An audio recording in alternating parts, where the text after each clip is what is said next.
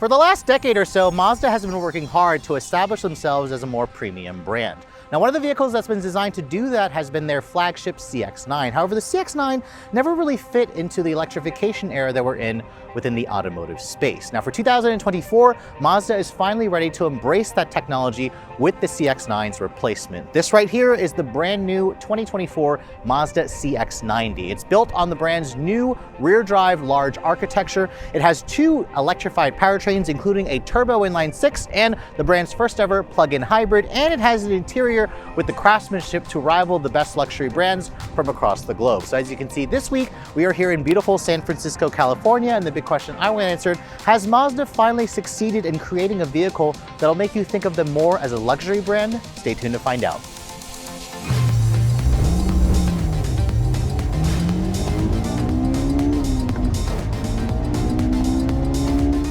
So because the CX-90 is supposed to be the future of the Mazda brand, there are a lot of things to talk about, but I want to start, of course, with what's going on underneath the hood. Now, as you can see, this model here is the plug-in hybrid version. I'm also going to show you guys the Inline 6 at a later time, but as you can see, when we lift up the hood, it's held up by hood struts, and you can see there's a pretty nice looking engine cover here where it says eSkyActiv PHEV, which stands for plug-in hybrid electric vehicle.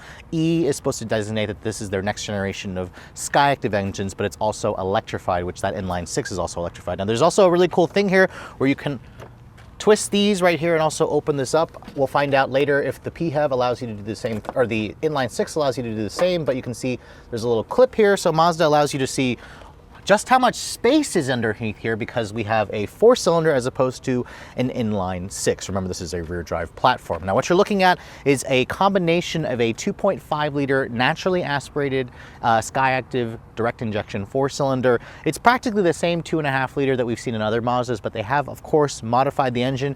In between the engine and the new 8-speed automatic is an electric motor that outputs around 68 kilowatts.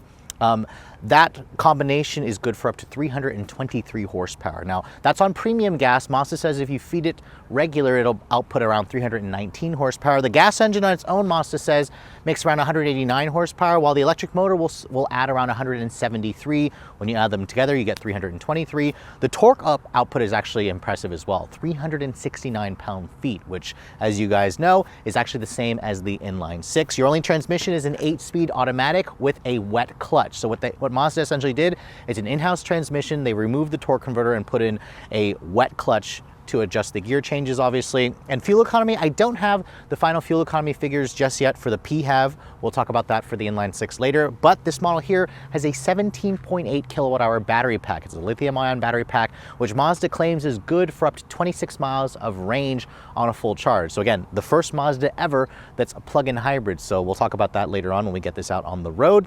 In terms of towing capacity, this will tow a maximum of 3,500 pounds, and Mazda doesn't claim a 0 to 60 performance. We'll test it out when we get it out on the road as well. And curb weight, this is the heaviest model in the CX-90 lineup. As this one sits, it weighs in at just over 5,200 pounds. But let me go ahead and close up the hood here, which, as you can see, you have to kind of put away this little clip here and then latch this back into place. But close up the hood and talk about the exterior styling. I'm gonna give you more of a detailed walk around later on for the Inline 6, but I wanna point out here on the PHEV, it says PHEV here. That's gonna let people know around the sides that you have the plug-in hybrid model. And then coming over to the back here, you can see this is where the charge port door is, because I wanna show you guys where you charge the vehicle. The gas tank obviously is on the other side. It's interesting because there's actually an area here where it looks like it has a CCS connector, but it doesn't. It just has the standard J1772 plug. And this vehicle, Mazda says, if you plug it in on a level 2 with a 16 amp current, this will basically charge from 10 to 100%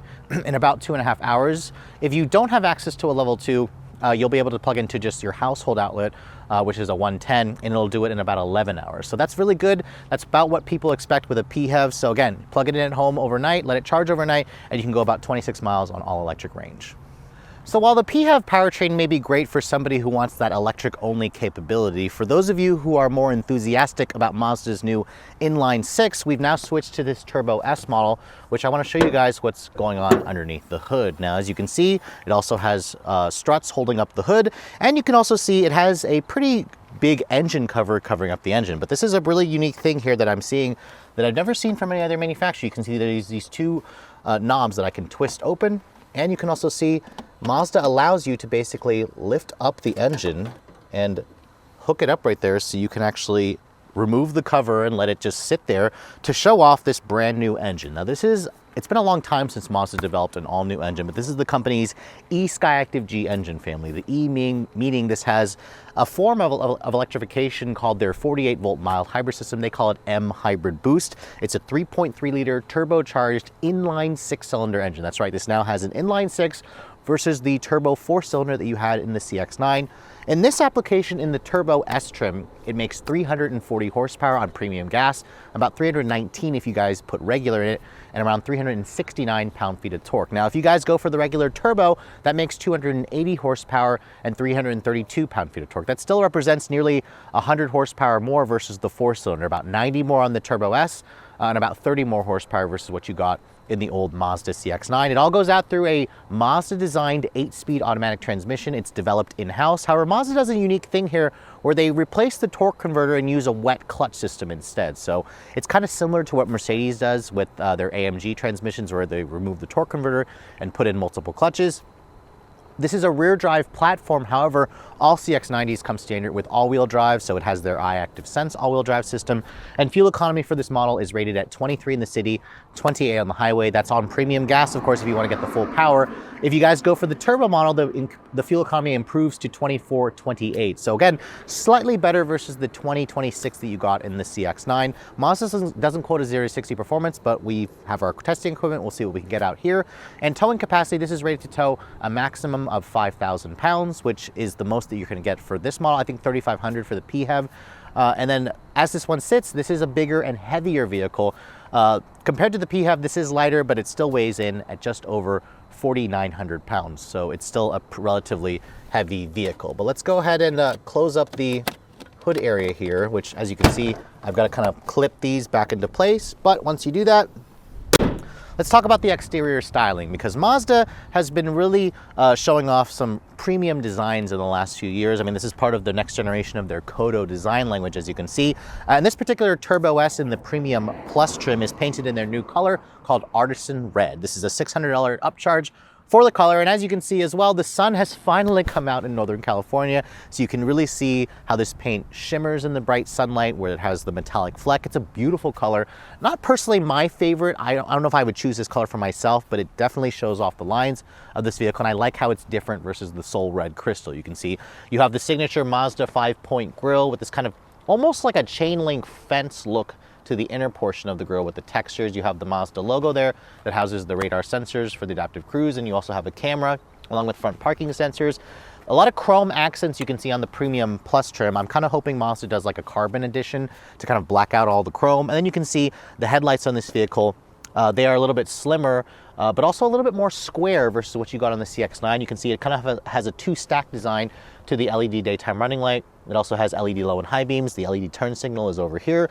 No fog lights on this car, which is a shame because the old CX-9 had fog lights, but you can see down here, more chrome with these functional air intakes. There's also a functional air intake over there that allows air to pass through to cool off the brakes of this vehicle. But overall, let me know what you think of the design. I think actually Mazda played it a little too safe. To me, it just looks like an evolution of the CX-9. It's not a bad looking car, but I kind of wanted Mazda to make this look a little bit more squared off and maybe even add something to make it look a little more rugged, off-road capable. But regardless, looking at the side profile, you can see this vehicle at an overall length of 200.8 inches long. It's only about an inch longer than the old CX-9. It's also about an inch wider at around 78.5 inches wide. The wheelbase, however, is 122 inches long. It's been stretched by 7 inches. So Mazda said that was necessary to give you more space inside the vehicle and, of course, to accommodate the rear drive architecture. Mazda also says that all models have around 8 inches of ground clearance. The 21-inch wheels on this model gives you an extra 0.1 inches. So this model here has 8.1 inches. And then you get a pretty fat tire, a 275 by 45 R21. Compare that to the max tire size on the 9, which was like a 255.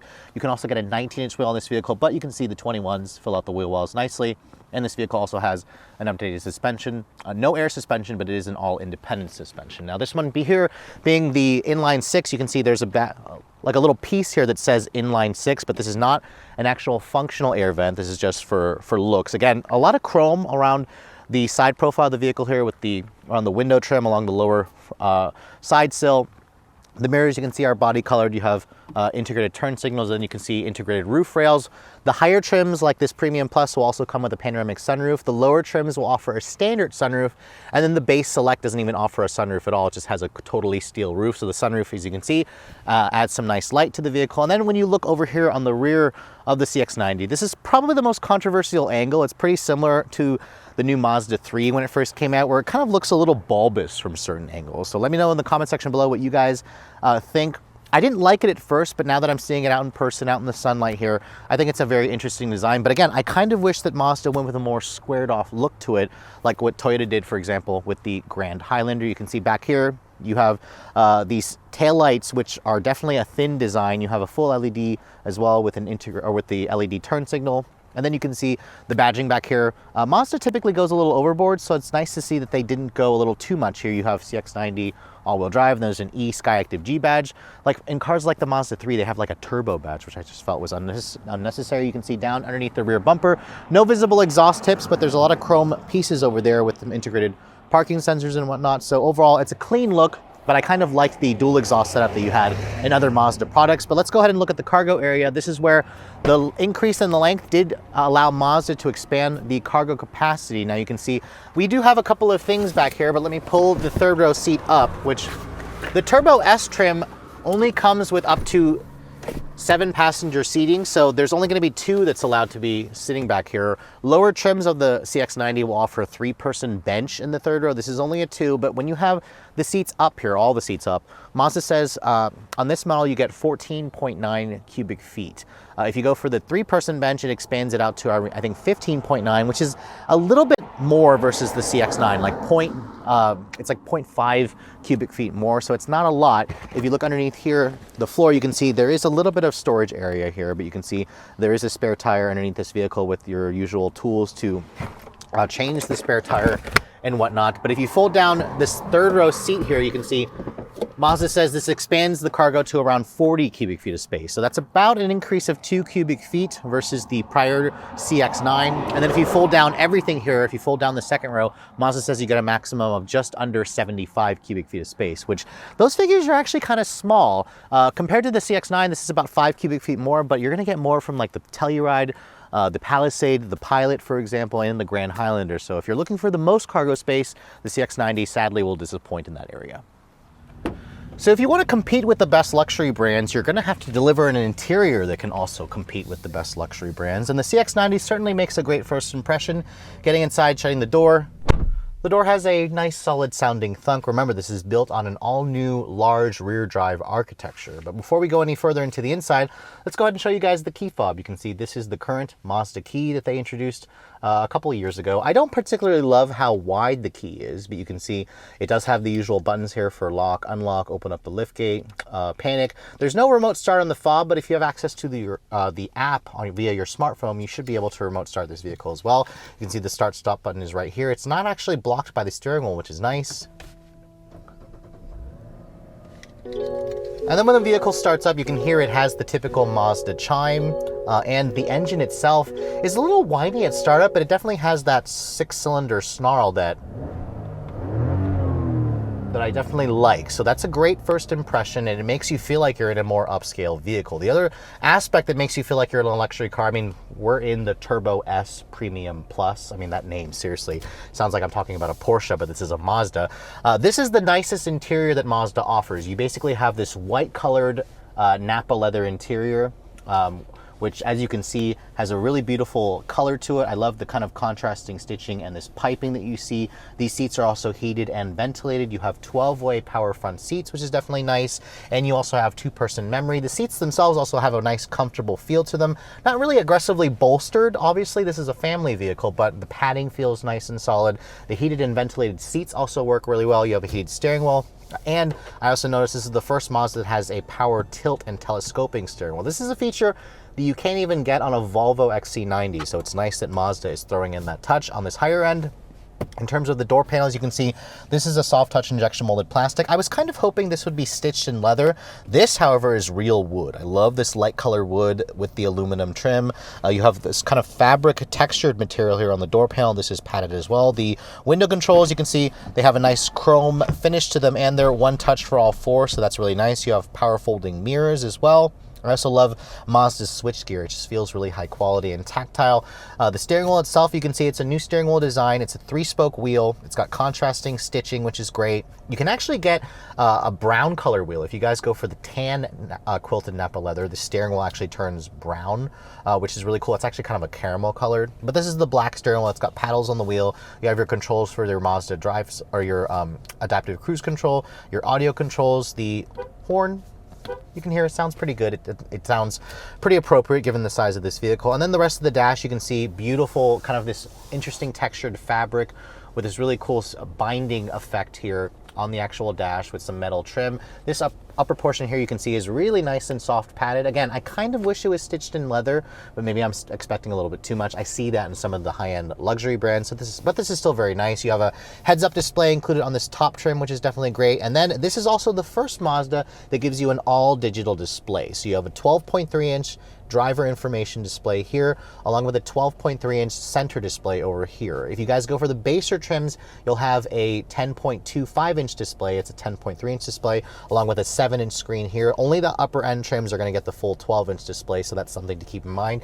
This, however, is still not a touchscreen. It is, however, a touchscreen if you go into the Apple CarPlay features. So you can see here, Mazda's system is not designed to be a touchscreen. You have to use the command wheel. But when I click over here and go to the CarPlay, this is where it becomes a touchscreen. And I also want to clarify, the touchscreen works even when you're moving. So before, Mazda would give you the touchscreen in the CarPlay or Android Auto, but it would stop working if the vehicle was moving at speed. Now this works at any speed, but only in the CarPlay function, which is nice. The screen itself is large. The graphics are fine. I kind of wish it was pushed forward a little bit more because it's a little bit of a far reach for somebody like me, but I love the fact that at least it is a touchscreen. There is a little bit of unused real estate here where I feel like Mazda could have made this a 14-inch screen, but it looks like it has kind of sensors over here. I'm not entirely sure what they're for, but this is a huge improvement, and I'm glad to see that Mazda is at least adding some of the functions that people definitely want. Now the rest of the screen here, you can see the software is pretty much the same as other Mazdas. You use this little command controller here. You can go into all your different settings over here. You can go into the different connectivity settings, vehicle settings, safety settings. The graphics look pretty good. Although again, I kind of wish Mazda had updated that for at least the 90. You can see the GPS function is fine. It's pretty much what we've seen in other Mazda products. The software though, as you can see, is a little bit faster. It's snappier, which is nice, but I don't like this. I can't figure out a way to make this go away when the GPS is up. That's going to show your audio information. I just think it's not necessary. I'm sure there's a way you can do it, but on this short drive, I wasn't able to figure that out. When I put the vehicle into reverse, you can see there's your full 360 top-down camera with your see-through view. That's what you're going to get in most of the upper end trims. You can see it allows you to kind of change the different viewing angles and whatnot. The graphics look fine. You have distance and trajectory. You have parking sensors. You have your cross traffic alert, which is all pretty much what you expect. The other thing I also want to talk about is this shifter. This controls the 8-speed automatic transmission. Like I said earlier, it's a Mazda design transmission. It's kind of a finicky shifter. There's a little bit of there's a trigger here at the front to go. This is where it is in park. To go into gear, you have to kick it over to the right first. That's reverse. Kick it back all the way down to go to drive, and then go into the middle, that's neutral. It takes a little bit of getting used to, but park is, again, going back in that little pattern here. Parks, it takes a little bit getting used to, but I kind of wish that it was a little bit more intuitive, but maybe it's something that I just need to drive a little bit more often to get used to. Your drive mode selector is over here. They call it MI Drive, which allows you to go from a sport, normal, and an off-road mode. If you guys drive the PHEV model, you should add like a electric only mode as well. You can see the gauge display also changes depending on the mode. This is where you can kind of customize the display ever so slightly. That's what off-road mode looks like, which I'm not entirely sure who would go off-roading in this. Go into normal mode. You can see the tack totally changes along with the other dials. You can see the graphic also changes. You have a big speedo right there, which removed that in the off-road mode. Then if you go to sport, this is where it changes to all red. So you can see It does a little graphic there, and then you can see it goes red, which that looks very nice, although I'm surprised Mazda doesn't allow you to put like GPS function in here. You can adjust your driver assistance tech in here. You can see I push that on, and it actually adds a different view there, which is pretty cool. It also shows it in the heads-up display. So this actually kind of reminds me, or in that view, it actually kind of reminds me of Honda and Acura when you put on the GPS or the driver assistance display.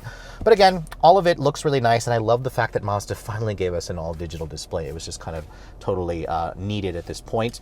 Down here you can see you have more of that beautiful wood grain trim, the light color wood. You can also open that up. You have your 2 cup holders over here. Your wireless phone charging pad is right here. You can see my iPhone 14 Pro Max fits very nicely, although I did notice it's not very consistent at charging my phone. That could be just my phone itself, which give it a try for yourself, see how it works. You have your heated and cooled seats along with your heated steering wheel. I love the fact that Mazda actually gives you traditional hard buttons here along with your tri-zone climate control with this little helper screen over here, which is all very nice. Over here on the center console, you can see it's got 2 ways that you can open this up. Open this up, you can see it's a little bit shallow, but you have 2 USB-C charging ports over there, which is nice. Your 12 volt is over here. So it looks like there's only 2 USB charging ports over here. The glove compartment, you can see, open that up, it's lined with felt, it's damped. It's actually a pretty good size, which is definitely nice. And then over here you can see you have a frameless auto-dimming rearview mirror, but no digital camera rearview mirror. That would have been nice to find. You have LED map lighting. Unfortunately, it's daytime, so I can't see if there's any ambient lighting. I'll have to wait until I test one back home to confirm that. But above me here, you can see panoramic glass roof is included as standard on the upper trims. It does have a retractable shade, and you can also open it up as well to let in some fresh air.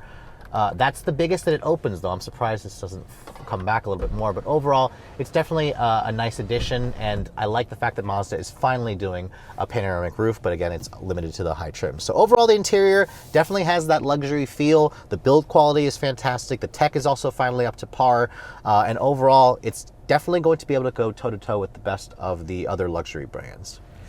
Now moving on to this second and third row, the first thing I want to point out, these doors open really wide, which is great for those of you who need to put a child seat back here. Mazda makes it easy with this big opening. And when you look back here in the second row, you can see the Turbo S trim comes standard with the captain's chairs. In fact, Mazda offers a choice between either 6, 7, or 8 passenger seating. The one I'm showing you is a 6 passenger model.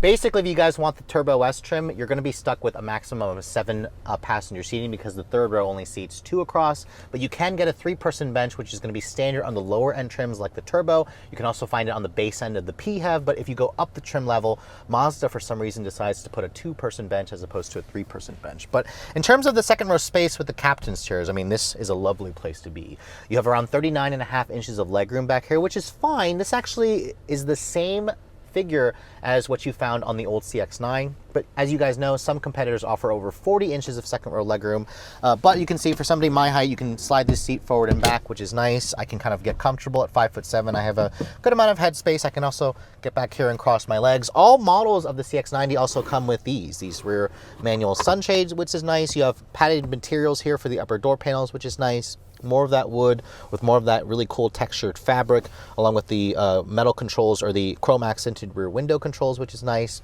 And then this model here, the Turbo S Premium Plus, is the only version or the only trim of the CX-90 to include heated and ventilated second row seats.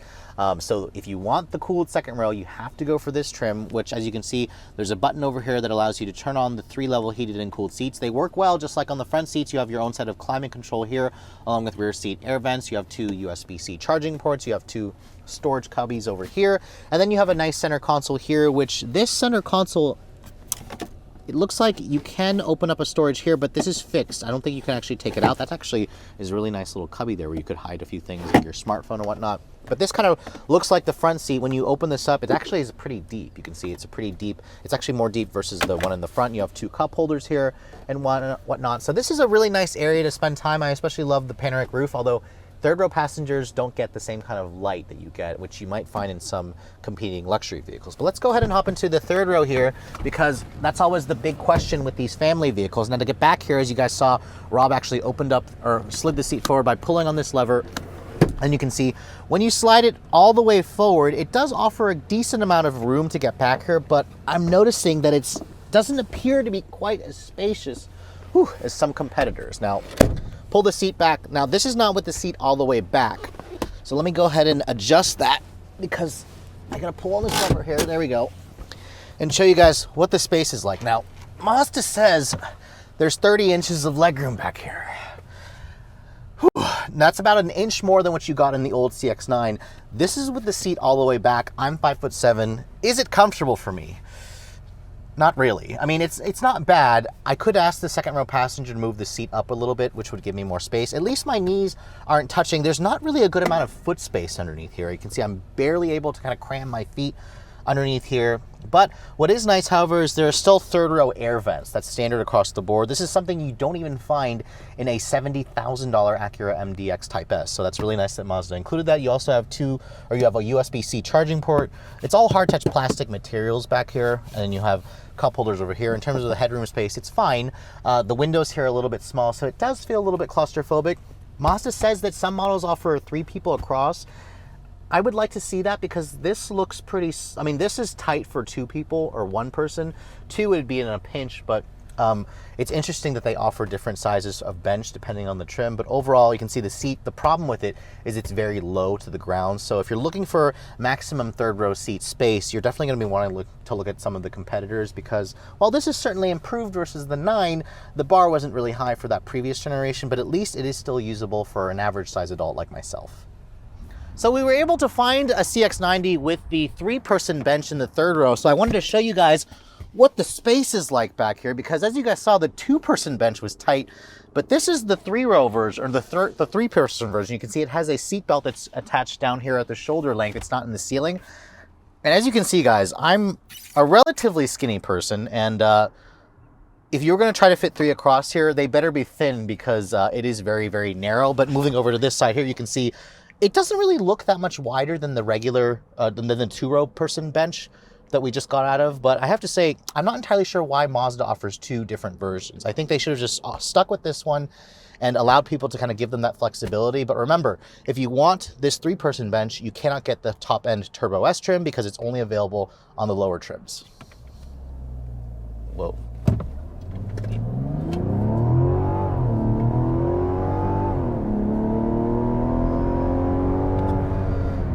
All right, so you guys just saw the first 0 to 60 test of the brand new 2024 Mazda CX-90 Turbo S.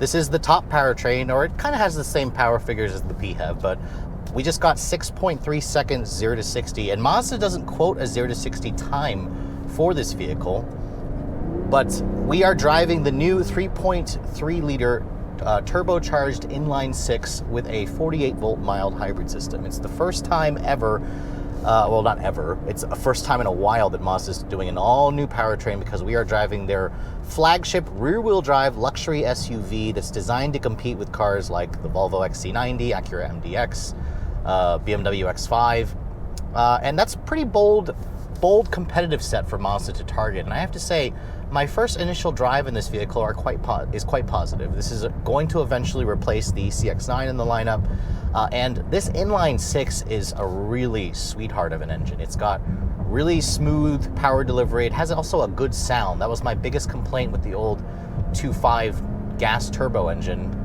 Let's use the paddles here, put our foot down again. Very smooth linear power, not overwhelming amounts of power. In fact, I'm a little disappointed by the 0 to 60 time. We're gonna try to see if we can do it again later on in the video and see if we can get an improved time. But overall,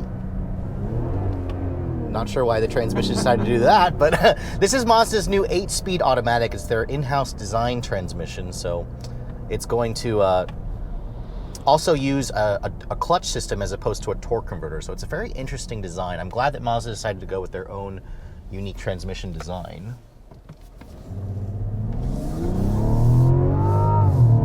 Oof. This vehicle also comes standard with all-wheel drive, which is nice. Mazda's not doing a rear drive version of this car, at least not for the US. But overall, it's got impressive power delivery. So we found another straighter road here. And let's try it right this time. I'm not going to brake torque it this time. It didn't respond well to that. We're just going to floor it. I want to point out it's also in sport mode. 6.6 seconds there. So Start-stop also, isn't it? Yeah, the start-stop definitely was kind of making the vehicle feel a little bit less potent off the line. And I haven't found a defeat button yet for the start-stop, but remember, this is their new 48-volt mild hybrid system, which it's actually over here, so I found the defeat button. But overall, it's got decent performance, but I am a little disappointed it's not into the 5-second mark, at like under 6, but hey, it is plenty powerful for what most people are going to want. Let's try it here one more time. Third time's a charm. Let's see if we can get into the low 6s.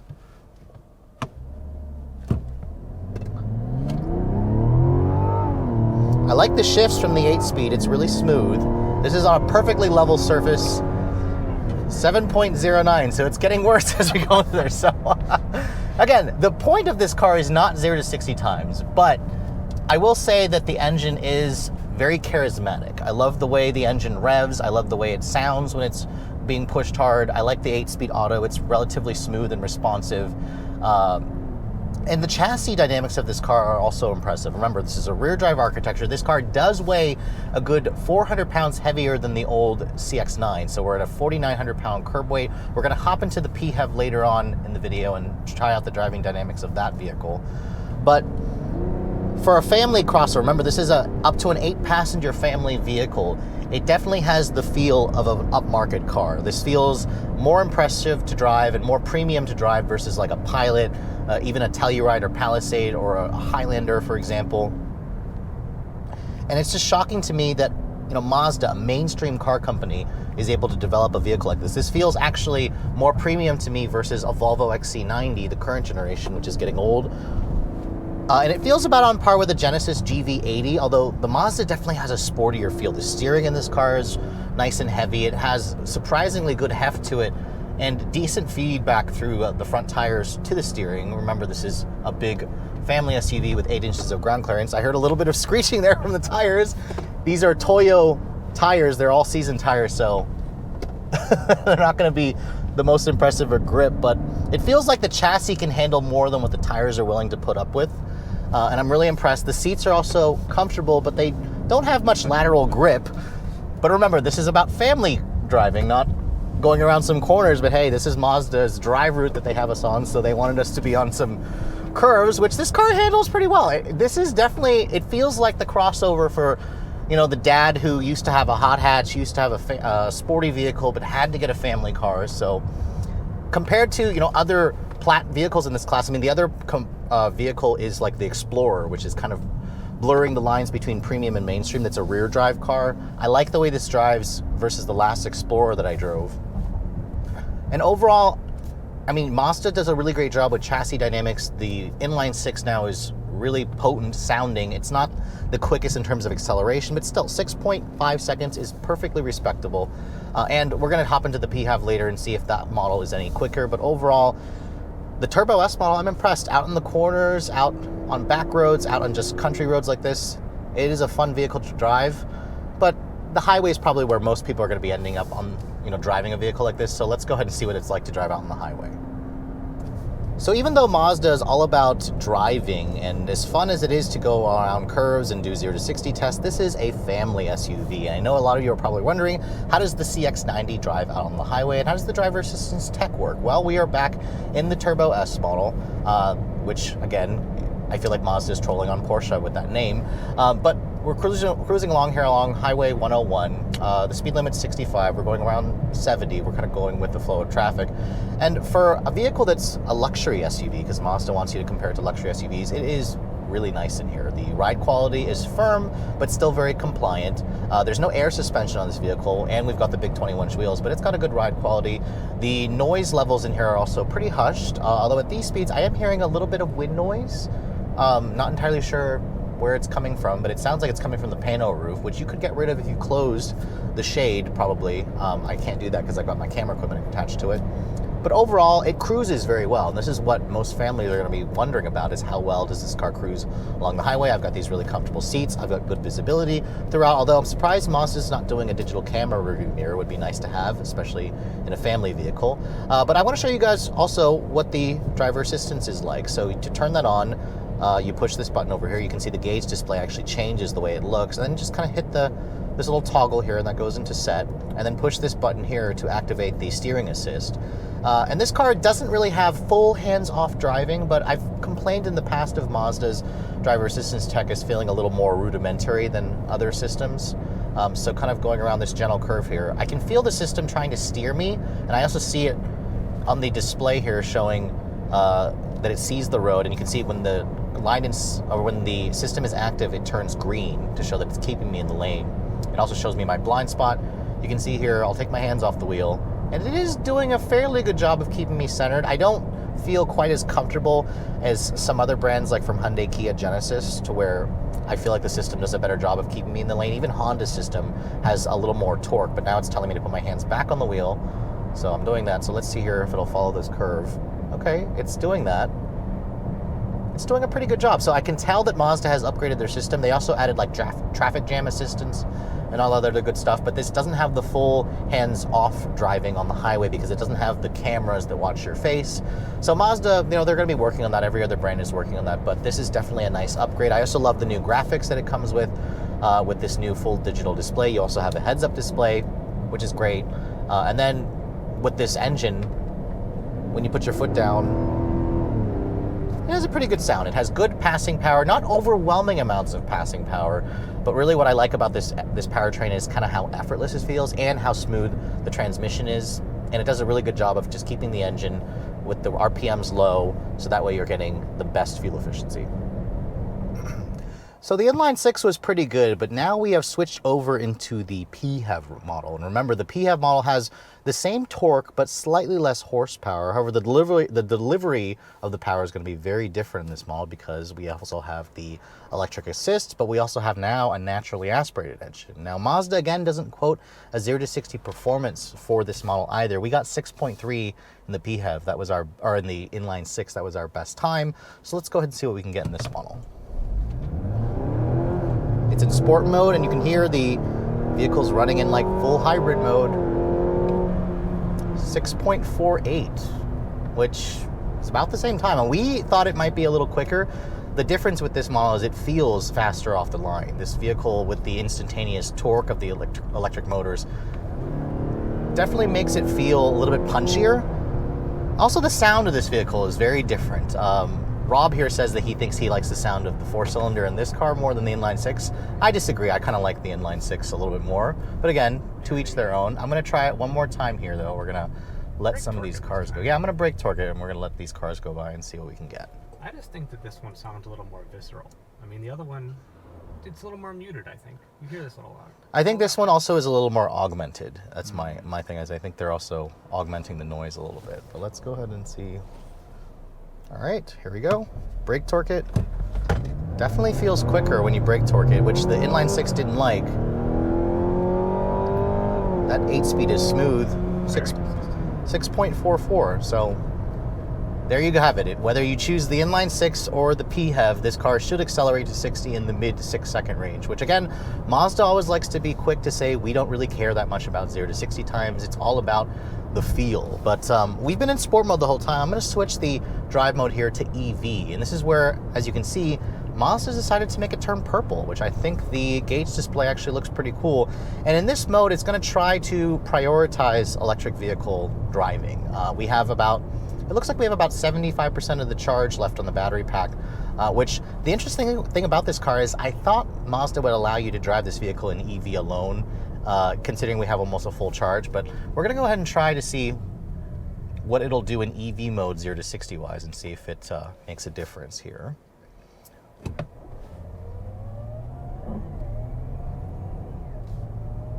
So it's weird because it actually will shift. You can feel the 8-speed automatic shifting. And again, I have my foot to the floor, but it's not going past that click point. Yeah, it felt a little sluggish, but 13.72, that's acceptable. I mean, I did the same test in a BMW X5 xDrive 45e, the plug-in hybrid, and that took also around 14 seconds. So you have to remember, you only have half the power when you're in this mode using electric only. And the fact that Mazda allows you to do that is nice, because this is where you're going to have that advantage of the PHEV, where you can go around 25, 26 miles on a full charge and then just do your around town driving. And you can still kind of get up to highway speeds. I will say the shifting part is strange, but if you've driven other plug-in hybrid vehicles that have this same kind of setup where the electric motor is sandwiched in between the transmission and the gas engine, it's going to kind of give you that same similar feel. Now, getting up to highway speeds here, I just want to test that out really quickly. Again, my foot is all the way to the floor, but not to the click point. Mazda didn't disclose how fast this car could go in EV mode, but it's definitely struggling to getting up to those higher speeds. But again, the fact that it allows you to do that definitely is a plus. It makes the car feel like I'm driving an electric car, and it's also really, really quiet. But I'll show you guys really quick. When I put my foot all the way to the floor, past the click point, it says EV mode canceled, and it wakes up the engine, and that's where you get the full 323 horsepower and 369 pound-feet of torque. But you have to remember, that's not really the point of these PHEVs. You want to be able to drive them in electric only as possible. Now, there's also a little bit of regen braking. When I lift off the throttle, I can feel it slowing the car down. I can't actually adjust the amount of regen braking, which is a little bit frustrating. And it's not a full one pedal drive effect, which would have been nice as well. The other thing I also wanted to point out, I noticed there are a couple times when it is in EV mode and I put my foot down, right below the D, it'll actually say boost. That'll pop up, and it's adding, I guess, a little bit of boost of power. I don't know how much boost of power, but overall, in terms of just driving out on the highway, I'm pleased to say that this vehicle has enough power in electric only mode to get up to speeds. It's really quiet. I mean, this is even quieter than the Inline 6 when you do have it in this mode, obviously, but the 4-cylinder also makes an interesting sound. And in terms of fuel economy, I'll have to wait until I can retest one back home to see what we get in real world range and actual fuel efficiency when you're in the hybrid mode. But other than that, I mean, trying to choose between the two is going to come down to your personal preference, because they are pretty similar in terms of acceleration, and this is, again, the first Mazda ever to be a plug-in hybrid. So if you guys have watched my previous videos on Mazda vehicles, you'll know that I've always been a big fan of the company's cars, sports cars, and of course their SUVs. So after finally spending some time with their newest model, the flagship of the Mazda brand that's supposed to push them into the future, I have to say the company really outdid themselves with the all-new CX-90. Even though the exterior doesn't look very different from the old CX-9, the driving characteristics, the interior, the technology of this vehicle has just all been elevated. And it should be, because this is supposed to push Mazda even further into the premium space. And after spending some time driving both the Inline 6 and of course the PHEV model, the company really did a lot of changes here to make consumers believe that Mazda is definitely more along the lines of a premium brand. The Inline 6 in particular gives me a lot of feeling of BMW, which is a good thing because that's essentially the benchmark. I mean, Mazda typically doesn't like to follow benchmarks or what other brands are doing. They always like to do things the Mazda way, and you still very much get a sense of that in this vehicle. The interior as well, especially if you guys look at the Turbo S Premium Plus grade, has all of the tech and luxury that you expect. In fact, it even has a nicer feel than some high-end luxury brands like Volvo or Acura or Lexus, for example. And that's what really makes the CX-90 super unique. And then for those of you, of course, who want to go the electrified option, the CX-90 plug-in hybrid offers up to 26 miles of electric-only range, pretty similar power to the Inline 6 as well. And in terms of the performance, you guys saw when we had it out on the road, the ride quality is great, the performance is acceptable, 0 to 60 in 6.5 seconds around that time for the Inline 6. That's going to be more than enough power for most people. And even though there are a couple of drawbacks to this vehicle, the third row space and cargo capacity isn't quite as large as some of the largest vehicles in the segment, and the infotainment system itself, the software, I kind of wish that Mazda had done a little bit more, but at least they finally added the touchscreen functionality for Android Auto and Apple CarPlay while the vehicle is moving.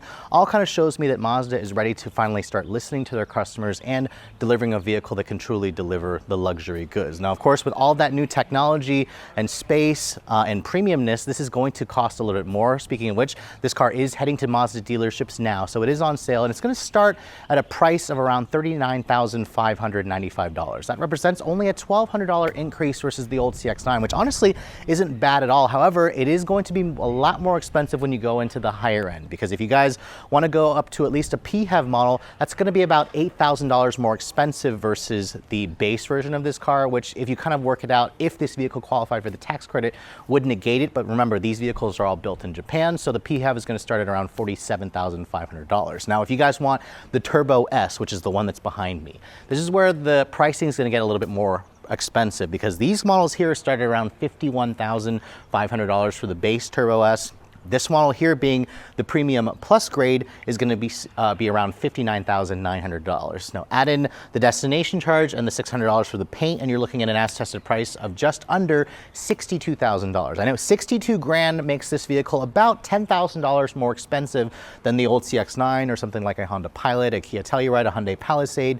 However, I'd argue that they definitely have captured some magic here that you don't typically find in the mainstream segment, and the vehicle itself here basically kind of blurs the line between a luxury and a mainstream brand. And again, it does it in the Mazda way, where Mazda really understands what driving enthusiasts wants, and they also seem to be understanding what the everyday consumer wants in their typical family SUV. But with all that said, hope you guys have enjoyed my full overview on the brand new 2024 Mazda CX-90. If you're also looking to see the latest cars I'm testing, be sure to follow me on Instagram at Redline_reviews, like us on Facebook, and as always guys, please keep subscribing to the Redline Reviews YouTube channel for all the latest reviews. Thank you so much for watching. I'll catch you all in the next video.